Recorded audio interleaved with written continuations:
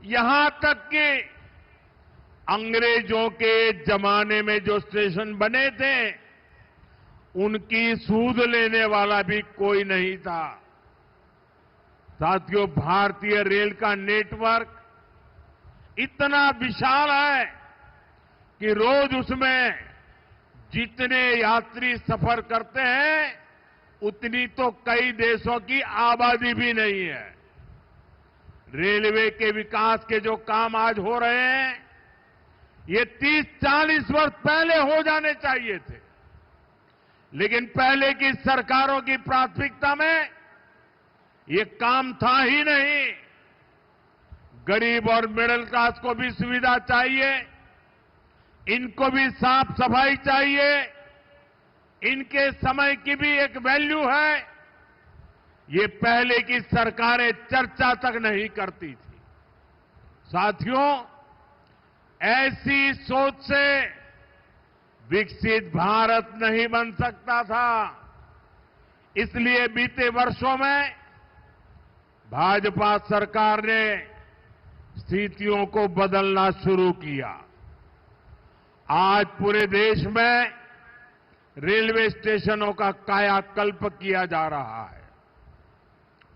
Amrit Bharat station scheme के तहत 1300 से ज्यादा रेलवे स्टेशन को आधुनिक बनाया जा रहा है और इनमें से कई स्टेशन पर काम पूरा हो चुका है।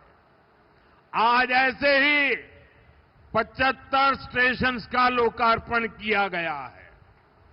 साथियों, जब आप यहां जालंधर कैंट स्टेशन में जाएंगे तब आपको एहसास होगा कि वाकई हमारा देश विकसित राष्ट्र बनने की ओर बढ़ रहा है। ये केवल स्टेशन नहीं है, ये एक प्रकार से सिटी सेंटर है। जालंधर कैंट स्टेशन आधुनिक भी हुआ है और इसकी कैपेसिटी भी बहुत बढ़ गई है। ऐसे ही आनंदपुर साहिब, मुक्तसर और साहिबजादा अजीत सिंह नगर स्टेशन का भी कायाकल्प हो गया है। साथियों, हमारे नए रेलवे स्टेशन व्यापार कारोबार का भी माध्यम बन रहे हैं। यहां जो लोकल कारीगर है, विश्वकर्मा साथी है, महिलाओं के सेल्फ हेल्प ग्रुप्स हैं, उनके उत्पाद स्टेशन पर बिक सके ऐसी व्यवस्था बनाई गई है। और ये अमृत भारत स्टेशन हमारी विरासत, हमारी धरोहर के दर्शन भी कराते हैं। अब जैसे जालंधर है, यहां की पहचान स्पोर्ट्स से है, खेलकूद से है, तो जालंधर कैंट स्टेशन में पंजाब की खेल परंपरा और लोक संस्कृति के दर्शन होते हैं। आप आनंदपुर साहिब स्टेशन जाएंगे तो वहां तख्त श्री केसगढ़ साहब की झलक दिखाई देती है। कालका स्टेशन पर श्री काली मंदिर के दर्शन होंगे। यानी हमारे स्टेशन अब हमारी संस्कृति, सभ्यता के प्रतीक भी हो गए हैं।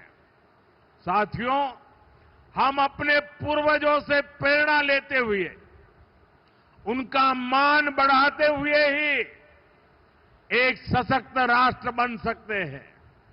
इसी पवित्र भाव से ही आदमपुर एयरपोर्ट का नाम श्री गुरु रविदास जी महाराज जी एयरपोर्ट किया गया है और चंडीगढ़ इंटरनेशनल एयरपोर्ट पर अब शहीद भगत सिंह इंटरनेशनल एयरपोर्ट के नाम से जाना जाता है। और ये काम भाजपा सरकार ने किया है और हमें इस पर गर्व है। साथियों, ये धरती शेरे पंजाब महाराजा रणजीत सिंह की धरती है। महाराजा रणजीत सिंह के शासन में खुशहाली भी थी, सुरक्षा की गारंटी भी थी और समाज में सद्भाव भी था। लेकिन पंजाब में आज क्या हो रहा है, ये किसी से छिपा नहीं है। यहां विज्ञापनों के दम पर विश्वासघात की तस्वीर छिपाई जा रही है। आज पंजाब में कानून व्यवस्था बेहाल है।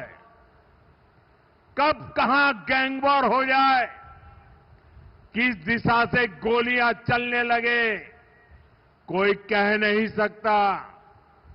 यहां व्यापार कारोबार करना मुश्किल हो गया है।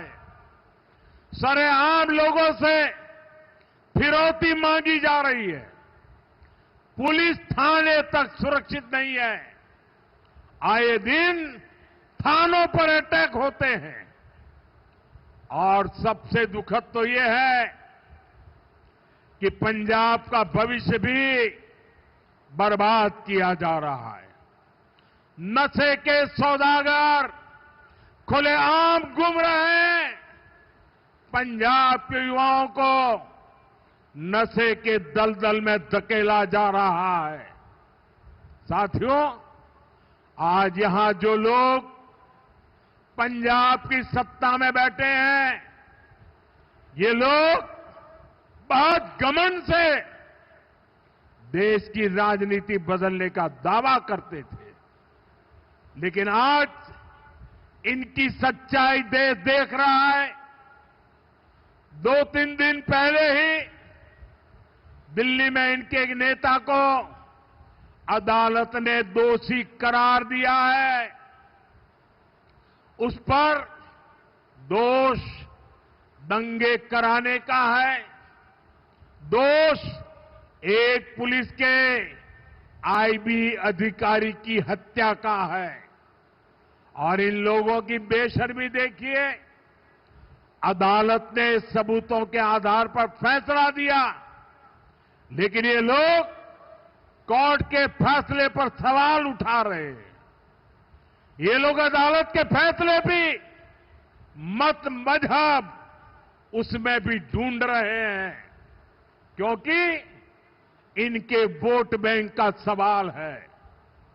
साथियों, कुछ दिन पहले ही गुजरात में इनके एक एमएलए को कोर्ट ने 7 साल की सजा सुनाई है।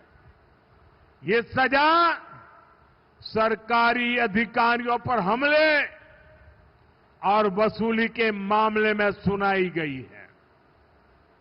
वसूली, उगाही, अवैध कब्जे, ये सब इनकी राजनीति का ट्रेडमार्क बन चुके हैं। ऐसे ही अनेक मामलों में कई सारे लोग तो अभी जमानत पर बाहर चल रहे हैं। यहां पंजाब में ही देखिए, जिसको स्वास्थ्य मंत्री बनाया उसको घूसखोरी के चलते बर्खास्त करना पड़ा। एक मंत्री पर मनी लॉन्ड्रिंग जैसे गंभीर आरोप है। इनके एमएलए घूस लेते हुए रंगे हाथ पकड़े जा रहे हैं।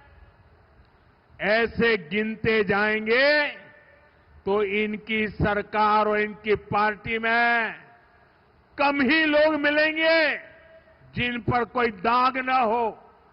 साथियों, जनता की सेवा का काम साफ नियत से होता है, ईमानदारी की भावना से होता है। लेकिन आज जो पार्टी पंजाब में सरकार में है, उसकी ना नीयत साफ है और ना ही वो ईमानदार है। उसकी पहचान ही कट्टर बेईमान पार्टी की है। साथियों, केंद्र सरकार अपनी तरफ से हर संभव प्रयास कर रही है कि पंजाब की जनता को केंद्र की हर स्कीम का लाभ मिले।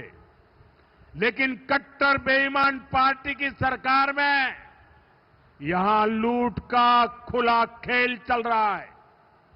बीते 12 वर्षों में केंद्र से पंजाब को लाखों करोड़ रुपए भेजे गए। इस पैसे से गांव के रास्ते बनते, नहरें बनती, मंडियां बनती, लेकिन पंजाब सरकार ने उस पैसे को सही जगह खर्च नहीं किया। और बड़ी बात यह है कि ये लूट कर्ज के पैसे पर भी चल रही है। पंजाब के नाम पर कर्ज लिया जा रहा है। पंजाब का बजट कर्ज का ब्याज चुकाने में लग रहा है और यहां राज्य सरकार चला रहे लोग उस पैसे पर मौज कर रहे हैं। साथियों, आज हालत यह है कि पंजाब में विकास का हर काम ठप है। सिर्फ भारत सरकार की योजनाओं पर अपने नाम का स्टिकर लगाकर बेचा जा रहा है। आयुष्मान आरोग्य मंदिर जो पूरे देश में चल रहे हैं, उन पर यहां अपना स्टिकर चिपका दिया। पूरे देश में 5 लाख रुपए तक का मुफ्त इलाज देने वाली आयुष्मान भारत योजना चल रही है।